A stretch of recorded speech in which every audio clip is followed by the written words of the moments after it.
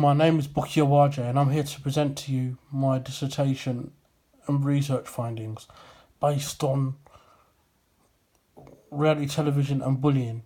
In today's society, we live in a culture exposed to large degrees of violence.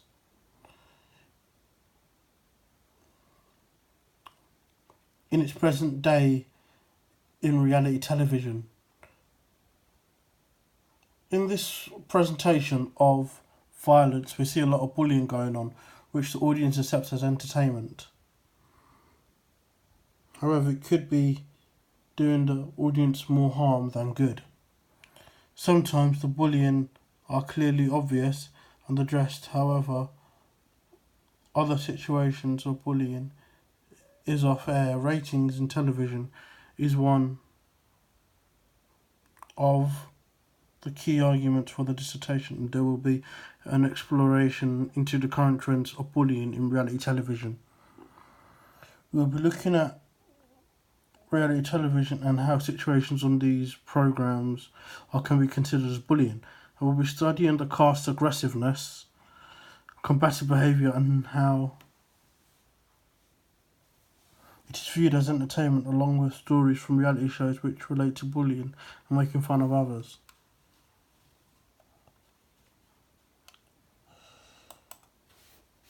Bignor suggests reality television is complicated to define due to various styles of reality television, therefore focus attention on the various meanings and discourses in social circulations around the term reality TV and the critical debates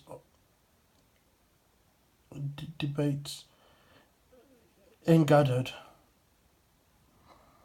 Bignor was saying you cannot take away politics and sociology due to reality television being based on real people. However, the producers on these television programs are focused on gaining popularity and economics rather than ethics.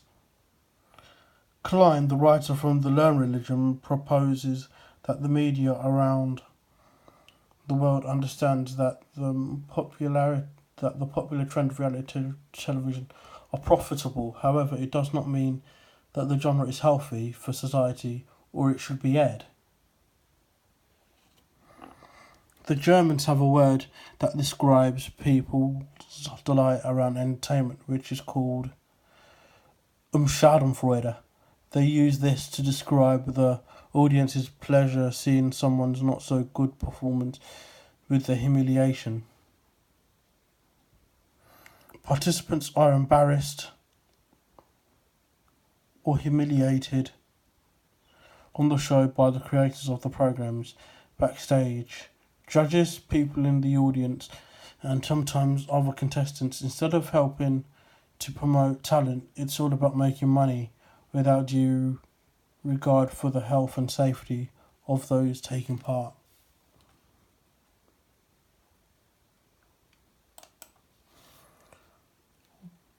Bullying is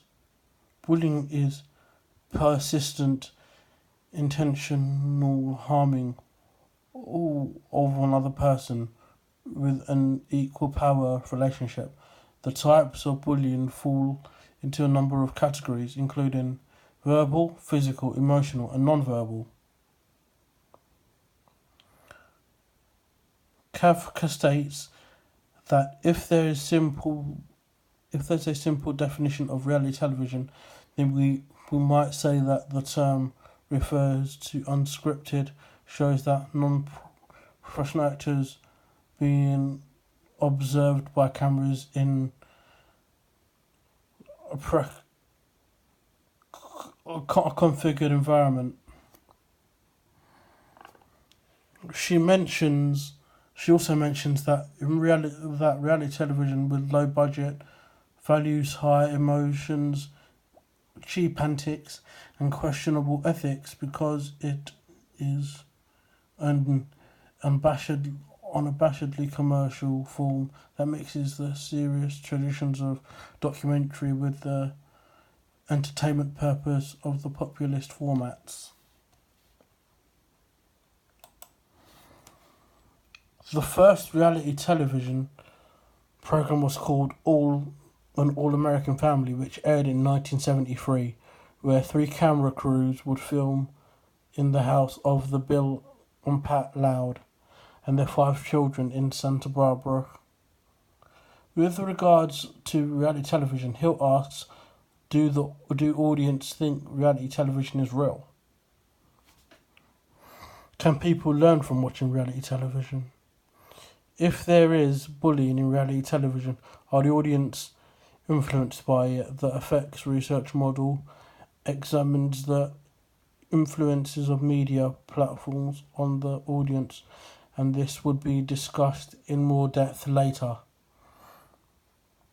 Two popular reality shows are America's Got Talent and The Still Real Cost Show.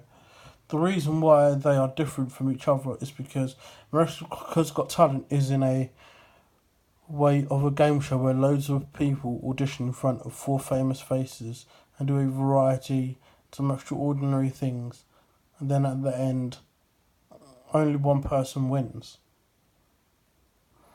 Whereas with the Still Real Cost Show, it is a talk show where the presenter is explosive at people's personal issues and exposing them. The examples of bullying on these reality shows with America's Got Talent, the judges, just like its sister reality television show, The X Factor, thrive off watching people embarrass themselves live on television and judges shame their talent. With Steve Wilkos, the talk show host, he comes across as an intimidating individual who appears on his program by shouting, name calling, and like a child throwing chairs on stage. The conclusion for this, with over the years of reality television, the genre has become more violent and voyeuristic and less wholesome. So the question to ask is now, why has it changed over the years? Is it due to more what the audience want? Also, what path would reality television take in the future?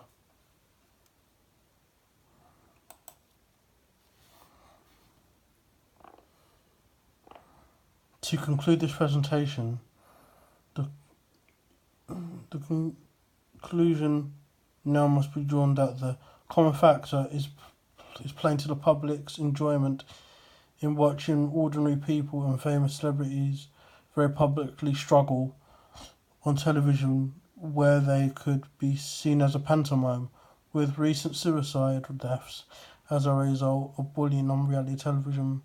With that change, the nature of reality will that change the nature of reality television programs and the regulation and treatment of contestants? During the process, the producers should select judges with a critical but fair opinion, not one who is critical and abusive to contestants. The audience should not have a right to shout off or be chanting boos to people who are performing on stage. The contestants do have feelings, and the audience, producers and judges should all consider that. There should also be no mocking of the individual. Contestants with a mental health issue should not participate on any reality television programs if they struggle with taking criticism. The contestants should also have the right to say yes or no to situations without any detriment to themselves. Mental health should not be exploited. Judges and producers do a lot of research on the subjects they wish to cover. They need to choose their subjects with great care. Does this affect Research explore whether the audience who watch reality television programs bullies themselves among less able to communicate in a controlled and rational way. Areas recommended by the research is that the prediction of the future of reality television are the contestants' behaviour changing long term. Is bullying on reality television having a long term negative on society? In addition, would the producers be more responsible for the audience reactions to bullying on reality television in the future?